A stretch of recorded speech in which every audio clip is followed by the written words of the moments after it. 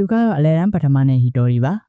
ါငငယ်ကလေးကလူဝင်နဲ့စကားပြောရတဲ့နေရာပေါင်းသစ်ဆက်ဆံတဲ့နေရာမှာညံလို့တငယ်ချင်းမရှိတဲ့အနွေပုံလေးဖြစ်ပြီးဒီနေ့တော့ TV မှာနာမည်ကြီးဘန်အဖွဲ့တစ်ခုရဲ့အင်တာဗျူးလာနေပါတယ်။အဲ့ဒီကမန်ဘာတယောက်ကအောင်မြင်တဲ့ဘန်အဖွဲ့ဆိုတာသူတို့လိုအိမ်နွေပုံလေးတွေကပဲဖြစ်လာရပါဆိုတော့ဟီတိုရီလည်းစိတ်တက်တဲ့ချက်ချင်းတက်ကြသွားပြီးသူ့အဖေရဲ့ဂီတာကိုငှားလိုက်ပါတယ်။ဒီကော့ဘီကော့စီကော့ဆိုတာဘာမှန်းတော့မသိပေမဲ့ဂီတာကိုကျွမ်းကျင်အောင်တင်ပြီးဘန်အဖွဲ့လေးဖွဲ့မယ်။ကျောင်းပွဲတော်မှာဖြောရင်းနဲ့အားလုံးရဲ့ချီးကျူးတာကိုခံယူမယ်ဆိုပြီးဒီဇိုင်းမက်လေ့ကျင့်လာလိုက်တာအခုဆို3နှစ်တောင်ရှိပါပြီ။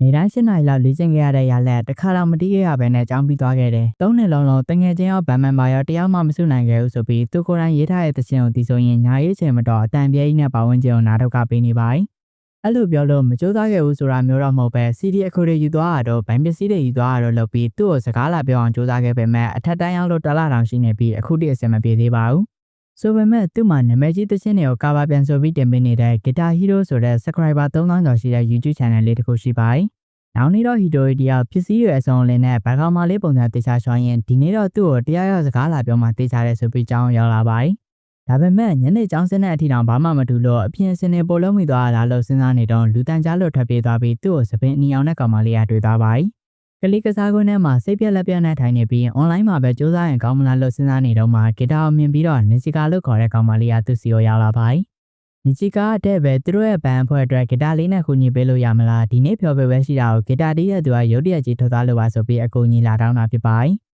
လူဝင်နဲ့စကားမပြောတာကြလို့အတန်မထွက်တဲ့ဟီတိုရီကိုလက်ခံပြီးအထင်နဲ့အတင်းဆွဲခေါ်သွားပါတယ်။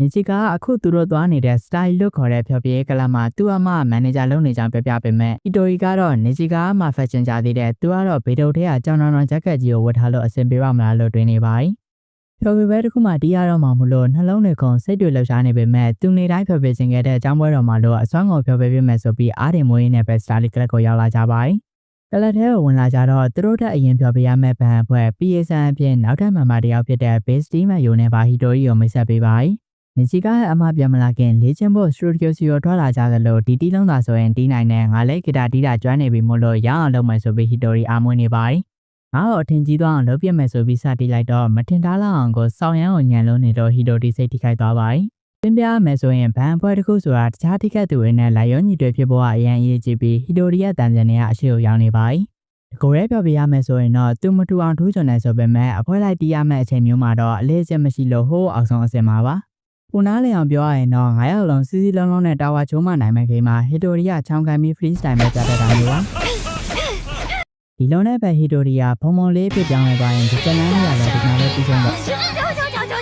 ့ပမာရပြီးအမိုက်ပုံးနဲ့ဝင်နေတဲ့ဟီတိုရီကိုနေချီကလာကြည့်မှာသူ့တင်ငယ်ချင်းတွေလောက်ပဲမလို့အဆင်ပြေမှာပါအဲ့လိုကြီးတွန်းအားမပေးပါနဲ့ဆိုတော့ဟီတိုရီကလည်းသူ့ကိုအကူကြီးလာတာတော့တကယ်ပြောခဲ့ရတာပါလို့ပြပြပါတယ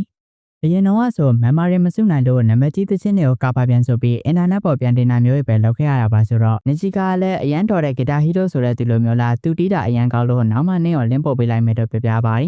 သူတို့လိုအရန်တော်တဲ့သူတွေလည်းနောက်ကွယ်မှာအများကြီးလေ့ကျင့်နေရတာပဲမို့လို့အားမငယ်ပါနဲ့လို့အားပေးပြီးဟီတိုရီလည်းမတ်တက်ပြန်ရလာတဲ့ဆိုပေမဲ့အခုတိကြောင်းနေတယ်လို့ယိုကဂတ်တူပုံနဲ့ထည့်ပေးထားလိုက်ပါတယ်မိတ်ဆက်ဖို့အတွက်ကဟီတိုရီဆိုတဲ့နာမည်အရင်ရအဆင်မပြေလို့ယိုကပဲဟီတိုရီဘိုချီလို့နာမည်ပြောင်းပေးလိုက်ပြီးသူတို့အဖွဲ့နာမည်အောင်ဆိုတော့ကစ်စကိုဘန်အဖွဲ့လို့ပြပြပါတယ်ဒီလိုနဲ့သူတို့ဘန်အဖွဲ့စတင်ရတော့မယ့်အချိန်မှာတော့ဘိုချီတယောက်ထရမာစိတ်တွေမပြောက်သေးလို့အမှားနဲ့ပါသွားပြီးနောက်ဖြော်ပေးဝဲကြရင်အကောင်းဆုံးကြိုးစားပါမယ်လို့နေချီကာတို့ကိုကတိပေးလိုက်ပါတယ်ဒါဆိုရင်လည်းဘိုချီဖွဲ့တဲ့ဝင်လာတဲ့အထိမ်းအမှတ်အနေနဲ့ကျိုးစိုးဝဲလောက်ကြမယ်ဆိုတော့ပင်မနေလို့ပါဆိုရင်ထွက်ပြေးလာပြီးဘိုချီကသူ့ရဲ့ပထမဆုံးအဖွဲ့လေးအတွက်စွမ်းအားအပြည့်ထုတ်သုံးတာကိုကြိုးစားဖို့တက်ကြွနေပါတယ်ဆိုပေမဲ့အခုအချိန်မှာတော့ဘိုချီကကန်တဲ့ကိုရေခဲတုံးနဲ့ပြည့်ပြီးဖျောင်းအောင်လို့ရေခဲစိန်နေပါတယ်လူငယ်တဲ့ရဲ့အနေငယ်လောက်တော့နေချီကအဖွဲရဲ့ရှည်ရဲ့အတွက်မီတင်လို့ဖို့ခေါ်ထားလို့ဘိုချီဆိုင်ရှိကိုရောက်နေပါတယ်ဒီတိုင်းဆိုင်ထဲကိုဝင်သွားဖို့ကလည်းသူ့ကိုမျက်နှာစိမ်းအနေနဲ့ဝိုင်းကြည့်မှဆိုလို့နောက်9မိနစ်လောက်ဆိုရင်ဝင်မယ်ဆိုပြီးအချိန်ဆွဲနေတာနေချီကာတို့ရောက်လာတဲ့အထိပါပဲ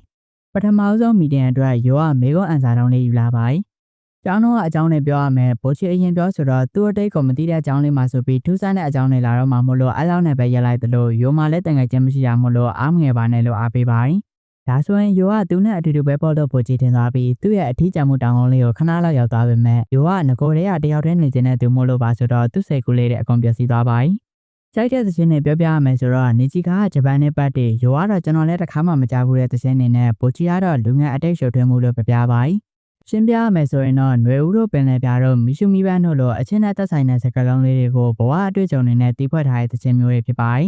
တော်ပြီပဲအကြောင်းပြောရမယ်ဆိုမှနောက်တစ်ခါဆိုရင်တချင်းဆိုမဲ့သူလေးလဲထဲခြင်းနဲ့ထိုက်ပြေးသွားတဲ့ဂီတာတီးတဲ့ကောင်မလေးရဆိုရမှာဆိုပေမဲ့နောက်တစ်ယောက်ပဲအသက်ထက်ရှာရတော့မှာဖြစ်ပါတယ်။ဆိုကမှတချင်းဆိုမဲ့သူကိုရှာရင်တချင်းလေးလဲရင်းရင်ကောင်းမလားရိုလဲတန်စင်တွေကိုဖန်တီးနိုင်နေပြီမို့လို့တချင်းရေးဖို့တော့ပိုချီပဲရေးပေးပါလို့နေကြီးကပြပြပါတယ်။နောက်တစ်ခုကတော့ဝေစုအကြောင်းပါဝေစုဆိုတာကတော့ဘန်အပွဲအနေနဲ့ကလက်ကသတ်မှတ်ထားတဲ့လက်မှတ်အရေးအတွက်ပြအောင်ရောင်းဖို့လိုတယ်ပိုရောင်းရရင်အမျက်ပိုရတယ်ဆိုပေမဲ့အရေးအတွက်မပြည့်တဲ့အခါမျိုးကြရင်ဘန်အပွဲရစားရတယ်ပြောရရင်တော့နမဲမကြီးရဲ့အချိန်အထိပတ်စံတွေတော်တော်လေးကုန်ပါပ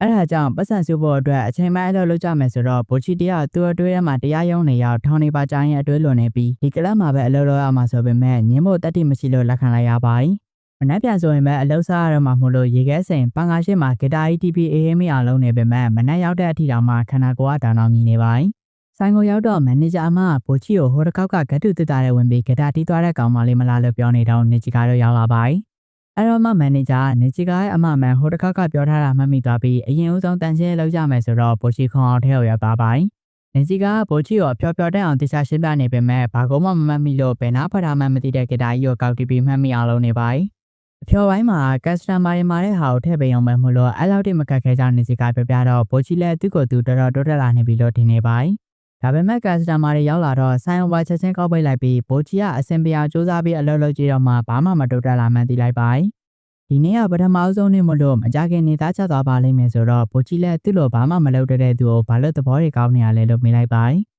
ညကြီးကသူဒီကလပ်လေးကိုချစ်တဲ့အဲ့ဒါကြောင့်အရန်ကောင်းတဲ့ကလပ်လေးပဲလို့တခြားသူတွေမှတ်ချက်ပေးသွားအောင်စူးစမ်းနေပြီးဘိုချီတို့နဲ့လည်းအတူတူလှော့လှော့အတူတူဖက်ဖက်ချင်းလို့ပါလို့ပြပြပါတယ်။အဲ့တော့မှဘိုချီလည်းဖြစ်ဖြစ်ချင်းပဲပြောင်းလဲအောင်စူးစမ်းဖို့ဆုံးဖြတ်လိုက်ပြီးကက်စတမာတယောက်ကိုထူးဆန်းတဲ့အပြောင်းအလဲအေးဖျော်ပေးလိုက်တယ်လို့ဘိုချီပထမဆုံးခြေတန်းလှမ်းနိုင်ခဲ့ပါပြီဆိုတော့သူ့အတွဲအမှမျက်မှော်တောင်ထိထဲရမယ်လေကားတွေအများကြီးပေါ်လာပါတယ်။မနှက်ပြန်မှတွေးကြမယ်ဆိုပြီးအိမ်ပြန်လာတော့ဘိုချီတယောက်မနှက်ပြန်ကြရင်အကောင်းဆုံးစူးစမ်းပြမယ်ဆိုပြီးတွေးနေတော့နှာချလိုက်ပါတယ်။နေကြီးကသာအကောင်းဆုံးစူးစမ်းထားပါဆိုပြီးစာပို့လိုက်ပေမဲ့တစ်ဖက်ကပိုချီကတော့အဖျားဝင်နေပြီးကျန်နာဆိုလို့တချင်းဆိုမဲ့သူကိုရှာဖို့ပဲလိုပါတော့တယ်။တင်းညစ်စရာကောင်းတဲ့ဒင်းနာနေရောရောက်လာပြန်ပြီဆိုတော့ပိုချီတရားဖီးလို့မရတဲ့စပင်ကိုဖီးထုံးစံအတိုင်းမှန်းနိုင်ဖြစ်နေပေမဲ့တေချာစဉ်းစားလိုက်ရင်ကလပ်မာတော့အလုပ်ရနေပြီမို့လို့သူကအရင်လိုမျိုးအထီးကျန်တဲ့သူမဟုတ်တော့ဘူးလို့ထင်သားပါတယ်။အဲ့ဒါကြောင့်ကျောင်းထပ်ပြီးတော့ဂီတာယူသွားကြည့်ပေမဲ့ဘာမှမထူပဲဒုံရင်ပဲမို့လို့လေကအောင်မှတယောက်တည်းနေတဲ့စားနေပါတယ်။သူနာမည်ကြီးလာရင်ဒီလိုမျိုးဖြတ်သန်းခဲ့ရတဲ့ပုံစံတွေကိုအင်တာနက်ရှယ်ပြုပြမယ်ဆိုပြီးဦးငူးနေတော့လူတန်းကြားလို့ပုံနေပါတယ်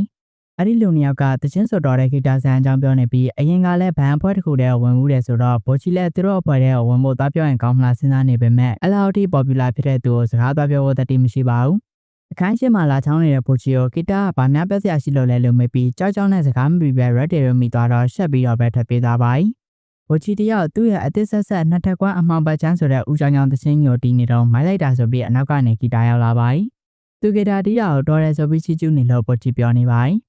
အခန်းရှိမှသူ့ကိုလာချောင်းနေတာပြောစရာရှိလို့မလားဆိုတော့အခွင့်အရေးပဲဆိုပြီးဘိုချီကသူတို့အဖွဲ့ထဲမှာသချင်းဆိုမဲ့သူတယောက်လိုနေတော့အဖွဲ့ထဲကိုဝင်ဖို့ခေါ်ပေမဲ့ဂီတာကသူဝင်လို့မဖြစ်ဘူးလို့ပြပြပါတယ်။အကြောင်းကတော့သူများတွေပြောနေတယ်လို့မဟုတ်ပဲသူကဂီတာလည်းမတီးတတ်အရင်အဖွဲ့တော်ကလည်းစီနီယာတယောက်နဲ့အတူတီးချင်လို့လိမ်ဝင်ခဲ့တာဖြစ်ပြီးနောက်ဆုံးတော့ထွက်ပြေးလာခဲ့ရလို့ရှင်းပြပါတယ်။ဆိုမှသူ့ကိုဂီတာတီးတင်ပေးပါလားဂီတာတီးတဲ့အောင်တင်မင်းရဲ့အရင်အဖွဲ့ကစီနီယာတွေကိုသွားတောင်းမှညင်လို့ပါဆိုတော့ဘိုရှိလည်းအလုပ်ရှိသေးတယ်ဆိုပြီးအကြောင်းပြပေမဲ့ဂီတာကအလုပ်ထိပါလိုက်လာမယ်တော့ပြပြပါတယ်။အဲ့ဒါကြောင့်ဘိုချီကနေချီကာတို့ကိုပါတီလုပ်ဖို့အတွက်အချိုးရည်တွေဝတ်ခိုင်းပါတယ်။ဒီနေရာကြီးကတော်တော်ရင်းနှီးနေတယ်လို့ပဲဆိုတော့ဘိုချီက style လို့ခေါ်တဲ့ကလပ်ကိုသွားနေရပါလို့ပြပြတော့မှဂီတာလည်းအကောလုံးဝသွားလို့မဖြစ်ဘူးလို့ပြောနေတော့နောက်ကနေနေချီကာတို့ရောက်လာပါတယ်။တကယ်တော့ဂီတာကနေချီကာတို့ခဏခဏပြောနေတဲ့ထွက်ပြေးသွားတဲ့ဂီတာသမားလေးဖြစ်ပါတယ်။